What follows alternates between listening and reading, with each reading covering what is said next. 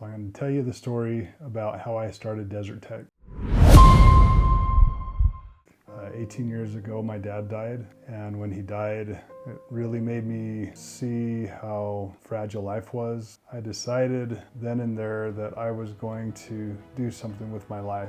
I didn't want to just have a normal job. I wanted to do something great, and I wanted my dad to be proud of me.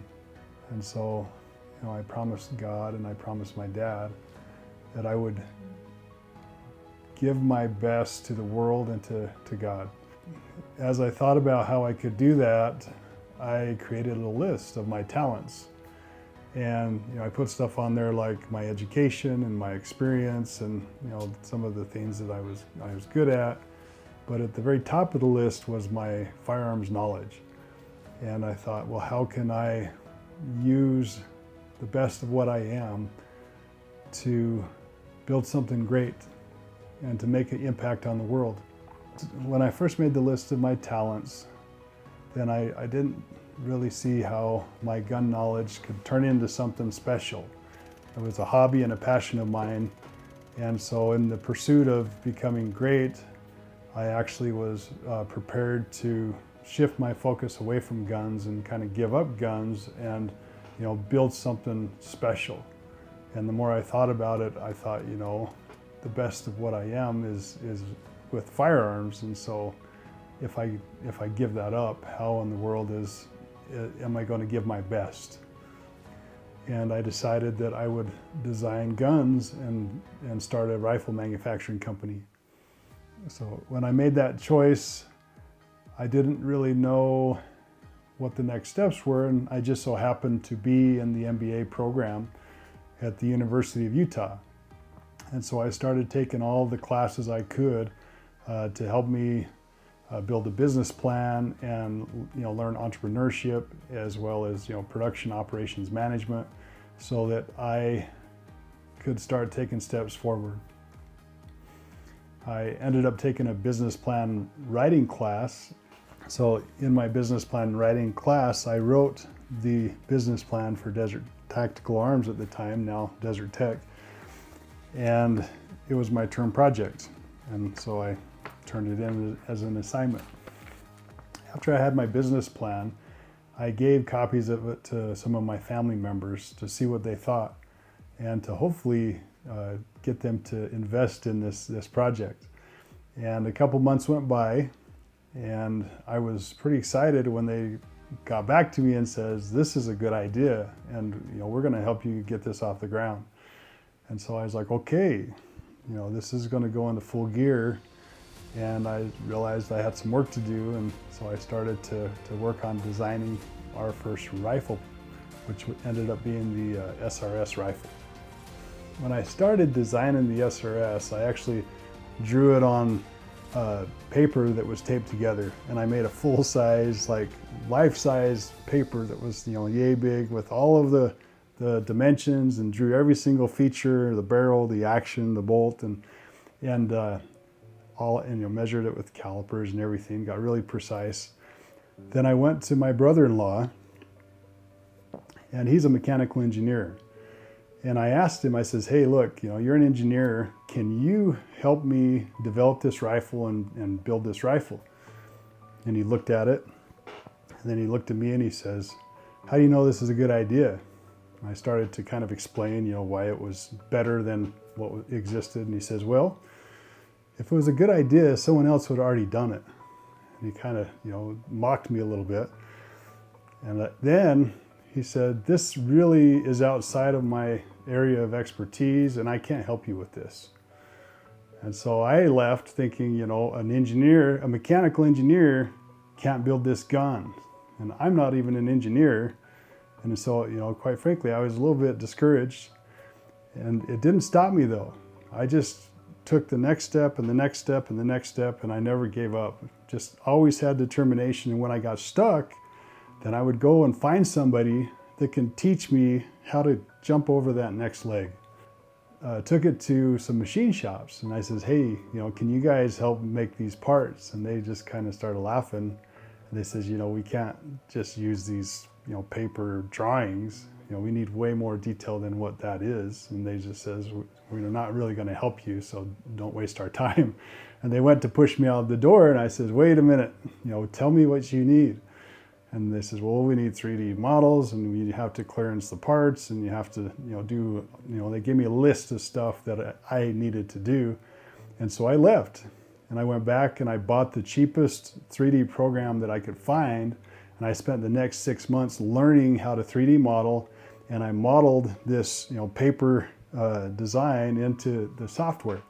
And I go back 6 months later, and they're surprised to see me. And I says, okay, I got my 3D models.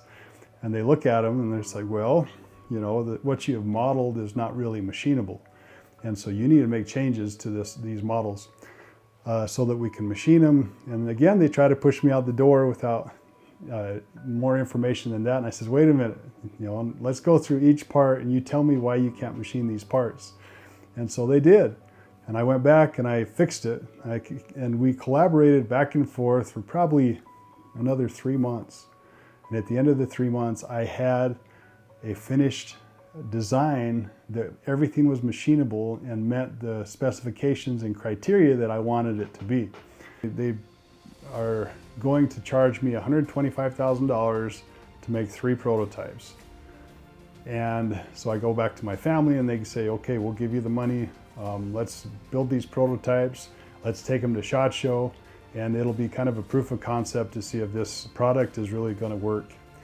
And so they started making the prototypes, and it took them a couple months, and they got right up next to SHOT Show like every year. I mean, that's kind of just normal now.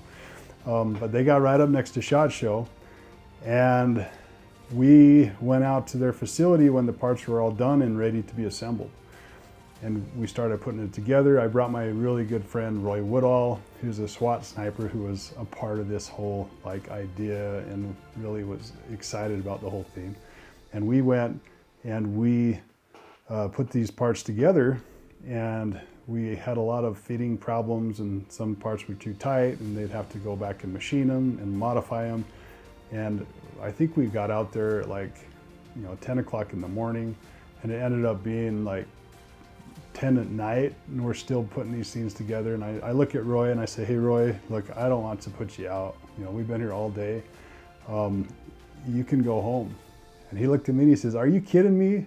This is the coolest thing I've ever been a part of. I ain't gonna leave till these things are together.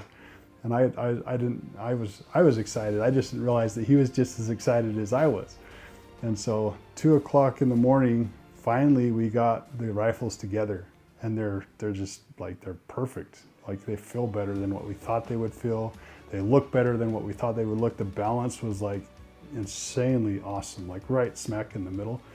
And the next day we go out to accuracy test these to make sure these things work. And we're shooting little 1/4-inch groups. And these are the first shots that we fired out of these guns. And we're just tickled pink. These things work. And with the multi-caliber barrels, we wanted to see if they would return to 0. So we would shoot, pull the barrel out, put it back in, shoot, and they did. And every time you put the barrel back in, it hit in the same place, and we were just ecstatic. We could not believe how awesome these rifles were. The magazines functioned, the accuracy was there, the return to 0 was there, the fit and function, everything was just awesome. And so we were super excited to go to SHOT Show. So we go to SHOT Show, and we get this little 10x10 out in the nosebleeds, clear out in the tents, away from everybody else. And it's me, Roy, and my wife. So we don't have any employees. We don't have a company. We don't have a production shop, but we have these super cool prototypes, and my wife and my friend. And one of our investors went too, because he wanted to see if this thing was going to get some excitement.